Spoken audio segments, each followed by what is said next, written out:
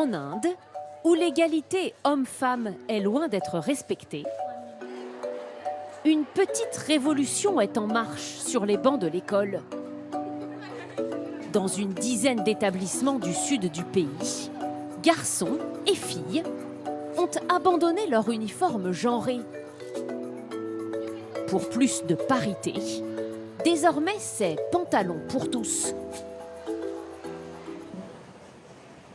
Quand elle se prépare pour aller à l'école le matin, plus rien ne différencie Anne dans sa tenue de son frère John.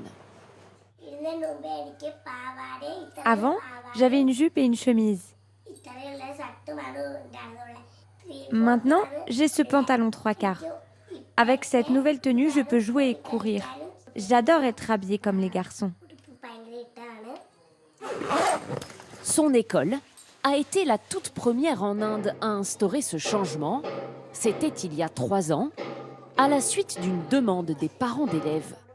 La direction a ensuite très vite donné son accord.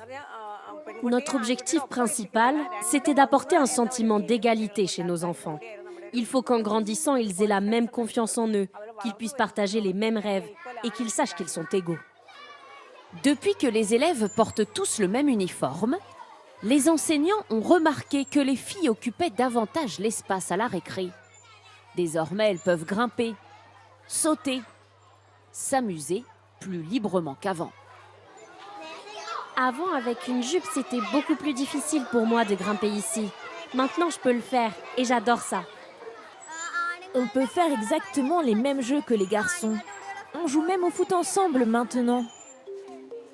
Ce changement d'uniforme a même eu des effets jusque dans les salles de classe.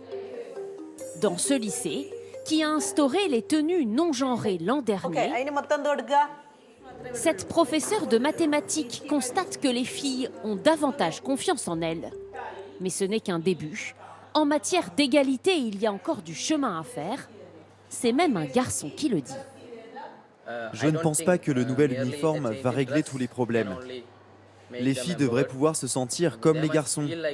Elles devraient pouvoir, par exemple, marcher seules le soir sans crainte. Ce que nous, les garçons, on peut faire.